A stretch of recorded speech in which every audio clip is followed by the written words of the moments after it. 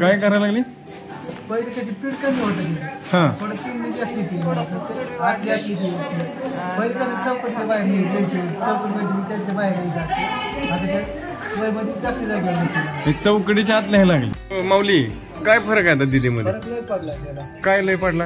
असे हात असे दाबून अक्षर द्यायचे, द्यायचे अक्षर. पहिले कशी अशी दाबून द्यायची पेन, आणि आता अक्षर असं स्वतःची स्वतः लिहायची, सगळं करते.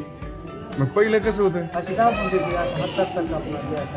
काय होतं लिहिताना? काय अडचण होती? आता कापतोय का? थोडं पाहिजे का ना पहिले काय काय काय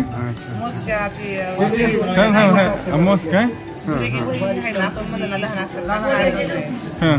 समाधान वाटते. लहान काय म्हणताय? मोठं काढते का? लिहायला येत नाही, पेन पकडाय. बघू दीदी कसं काढलंय किंवा हात फिरतर का? आता तसंच काढ बरं, खाली खाली पाय घे आणि काढ. तिला तसं पाय का वर घ्यावं? तुम्ही सांगताय, तुम्ही त्यांना तसंच काढ. त्यांना सांग ना, हात व्यवस्थित होत नाही का त्याचा? पण हलत नाही का? काय आयुष्याचं कल्याण झालं? काय होते पाहून दीदी? बघू कसं लिहिलंय हात. अगं थांब, काय हात उडून धर. त्याच्यामुळे त्याला लिहायला त्रास होतो का? जरा काय होतो लिहायला त्रास? धरती आता जोरात नाही आई, लिहायला काय त्रास होतो तिला? बरं, 8-9 राहू द्या का, बघू दे तर मला. कसं म्हणजे व्यवस्थित लिहिण्यावर दाबून जास्त लिहिते का? पण जीव बसला तिचा. पहिला एवढा इंटरेस्ट होता का? कसं लिहिलंय आता लिहायला यायला लागल्यामुळे काय झालं, तर हात आखडलेला आहे, हात आखडलेला आहे आणि येड वाकडे लिहिते. अमृता अमृता आणि दाबून लिहिते. असं व्यवस्थित लिहित का?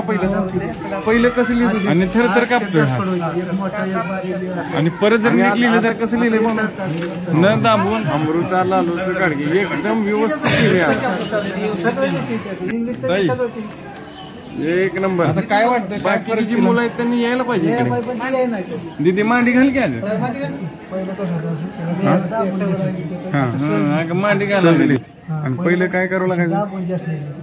दाबून जास्त लिहावं लागायचं. दाबून द्यायची, शिशीला आपण टोकन दिलं का नाही, दोन ह्याच्यात मोडून काढायची. आणि आता दाबून घ्यायचं. थोडं थरथरायचं अगोदर, आता कमी आले जरा. पूर्ण म्हणजे हँड अँड कोऑर्डिनेशन. मुळात म्हणजे तिचं पूर्णपणे जी स्टेबल आहे, अंगठा आणि बोट, त्याच्यामध्ये पेन आता हलत नाही, स्थिर राहतोय. छान ना? किती दिवसात फरक आहे? 2 महिने फरक. वा, अवघ्या 2 महिने. छान ना सर? खूप छान.